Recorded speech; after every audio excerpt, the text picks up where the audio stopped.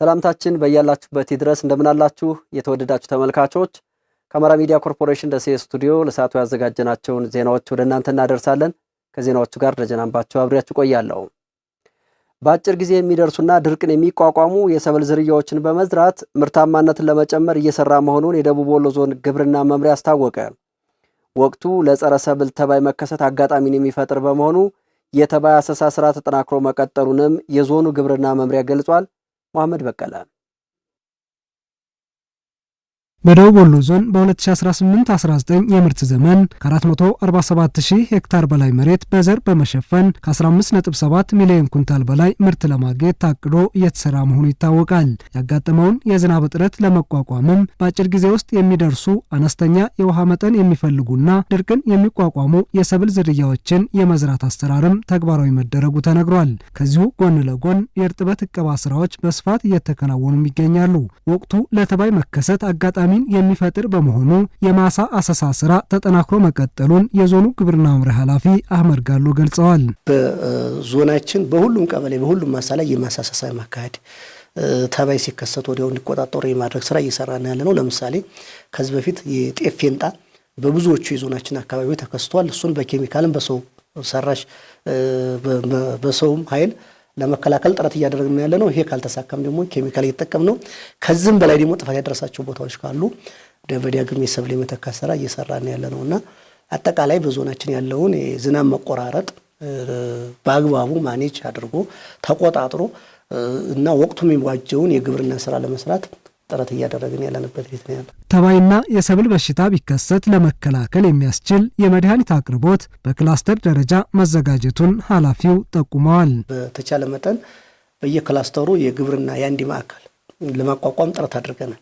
ከዚህም በፊት ለምሳሌ ለምስራቁ ዞናችን አካባቢዎች ሀርቡ አካባቢና ተወለደሪ አካባቢ ያለ፣ ለምዕራቡ ወረኢሉ ላይ ያለን፣ ጃማ ላይ ያለን፣ ከላላ ላይ ያለን፣ ቦረና ላይ ያለን፣ ሳይንት አካባቢ ያለን፣ ለመቅደላና ለጋምቦም አካባቢ እንዱሃለን። ስለዚህ ይሄን መጠቀም ይቻላል። ይሄ ደግሞ እንኳን ማይደርስ ቢሆን ቀበሌዎቻችን ብዙ ስለሆኑ በተመሳሳይ የመሰረታዊ ህብረት ስራ ማህበሮቻችን እና ዩኒዮኖቻችን እየገዙ ይሄን ማዳበሪያ መድኃኒት አርሶ አደሩ በሚፈልገው መጠን የማቅረብ አቅሙም እድሉም አለን። በዛ ልክ ለማቅረብ ጥረት እያደረግን ነው። ግብርና ሰፊ መዋቅር ያለው በመሆኑ አርሶ አደሩን በአደረጃጀቱ በማቀፍ ችግሮች ሲያጋጥሙ ከስር ለመፍታት እየተሰራ እንደሚገኝ አቶ አህመድ አስታውቀዋል። የግብርናን ባለሙያና የአደረጃጀት መዋቅሮታችንን አውርደው ብለን የግብርና የቀጠና መሪ፣ የግብርና ልማት ቡድን፣ የግብርና ሰሪ ኃይልና አርሶ አደሩን አደራጅተናል። እንደ ዞናችን ብንወስድ ለምሳሌ ከ463,000 በላይ አርሶ አደር በዛ አደረጃጀት ውስጥ አለ። ስለዚህ አደረጃጀት በወር በገባ 2 ቀን አጠቃላይ አደረጃጀቱ ይገናኛል። በዚህ ዙሪያ ላይ አንዱ በ27 ወር በገባ በ27 አጠቃላይ የግብርናን ስራ ይገመግማል። የት አካባቢ ምን ችግር አለ፣ እንዴት እንስራው የሚለውን የሚገመግምበት፣ በ29 ደግሞ ልምድ ልውውጥ የሚያካሂድበት የሰራውን ስራ አደረጃጀት አለን። መደበኛ ኤክስቴንሽን ግብርና ኤክስቴንሽኖቻችን አሉ። እነሱ እዛው እየተደራጁ የእርጥበት እቀባውንም የተባይ አሰሳና ቁጥጥሩንም አብረው በጋራ እየሰሩ እየሄዱበት ያለው ሁኔታ ስላለ ብዙ ስጋት አይኖረንም። የኤችአይቪ ኤዲስ በሽታ ስርጭትን ለመቀነስ ሲሰጡ የነበሩ የግንዛቤ ፈጠራ ስራዎች መቀዛቀዝና የህብረተሰቡ መዘናጋት ለበሽታው ተጠቂዎች መበራከት ምክንያት መሆኑን የሐይቅ ከተማ ነዋሪ ሴቶች ተናገሩ። በኤችአይቪ ኤዲስ የሚያዙ ወገኖችን ቁጥር ለመቀነስ ከአጋር አካላት ጋር በቅንጅት እየሰራ መሆኑን የተወለደሬ ወረዳ ጤና ጽሕፈት ቤት አስታውቋል። ሳሙኤል ኪሮስ ተጨማሪ ዘገባ አለው። ስለ ኤችአይቪ መዘናጋት አለ የሚባለው አዎ መዘናጋት አለ። የኤችአይቪ ኤድስን ስርጭት ለመግታት ይሰጡ የነበሩ የግንዛቤ ፈጠራ ስራዎች መቀዛቀዝና ህብረተሰቡም ያደርገው ከነበረው ጥንቃቄ በመዘናጋቱ የበሽታው ተጠቂዎች ቁጥር ከጊዜ ወደ ጊዜ እየጨመረ መምጣቱ ይነገራል። በደቡብ ወሎ ዞን ሐይቅ ከተማ ነዋሪ የሆኑና ሴተኛ ዳር የነበሩ ወገኖች ለአማራ ሚዲያ ኮርፖሬሽን በሰጡት አስተያየት በከተማዋ የኤችአይቪ ስርጭት መጨመሩና ለዚህም የህብረተሰቡ መዘናጋት ዋነኛ ምክንያት መሆኑን ያነሳሉ። ሴተኛ ዳሪ ብቻ አይደለች ተጋላጭ እየሆነ ያለው ሴተኛ ዳሪ ብዙዎቻችን ራሳችን ጠብቀን ነው የምንሄደው። ከፖርሳችን ኮንዶም ሳንይዝ የምንሄድበት አጋጣሚ አለ። ግን የሚለው አካል ደግሞ ኮንዶም ነው ይዞ የሚሄደው። ማህበረሰቡ መዘናጋት አለ። ከመሸ በኋላ መጠጥ አለ። እዚህ አካባቢያችን ጫት አለ። ጫት ሲቃም ይዋላል። ተጠጣለ ከጠጣ በኋላ ኮንዶም የሚረሳበት አጋጣሚ አለ። መዘናጋት አለ። በፊት በከበደ ሁኔታ ግንዛቤ ነበረ እና ይወራለት ነበረ።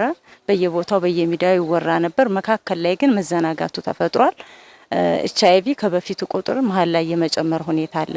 ለምሳሌ ህብረተሰቡ በፊት ማህበረሰብ ውይይት የሚባል ነበር።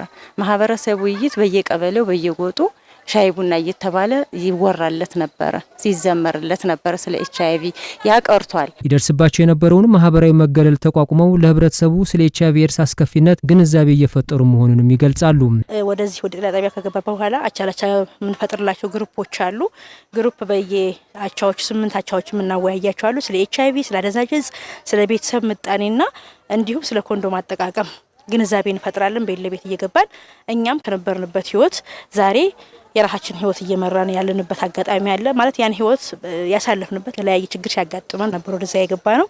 አሁን ግን ከዚህ ህይወት ወጥተን እህቶቻችንን ለማትረፍ ስራ እየሰራን ነው። በትንሽ ተነስቶ ትልቅ እንዲደርሱ ቁጠባን በማሳደግ ኢቭን እኮ ሴተኛ ዳሪ ዝም ብላ አትሄድም። ስጋዋን ሽጣ ከምታገኘው ብር ቁጠባን መልመድ እንዳለባት በሰፊው ግንዛቤ እንፈጥራለን። ለኤችአይቪ ኤድስ በሽታ ተጋላጭ የሆኑ የህብረተሰብ ክፍሎችን በተለይ ሴቶችን የስራ ዕድል ተጠቃሚ በማድረግ ከነበሩበት አስከፊ ህይወት እንዲወጡ እየተሰራ ነው ያሉት ደግሞ የተወለደሬ ወረዳ ጤና ጽሕፈት ቤት ኃላፊ አቶ መልሳቸው አለበል ናቸው። የስራ ዕድል ከመፍጠር አኳያ እነዚህ የሴቶቹን የኤችአይቪ ተጋላጭ እንዳይሆኑና በዛ ስራቸው እንዳይቀጥሉ የሴተኛ ዳሪ ህይወትን በጣም አስቸጋሪ ስለሆነ ስለዚህ እነሱን በደንብ ምክንያታቸው በደንብ እንትን ይላል ወደ ነበረ ህይወታቸው የሚመለሱበትን አማራጭ ይፈልጋል። እንደዚህ ደግሞ ስራ ዕድል የመፍጠር ስራ እንደ ከከተማ አስተዳደሩ ጋር እየተነጋገርን ወደ ተለያዩ ኤንጂኦዎች ማስገባት ወደ ቡና እንዲሸጡ ከዛ ህይወት እንዲወጡ የሚደረግበት በጣም ብዙ ስራዎች እየተሰሩ ነው።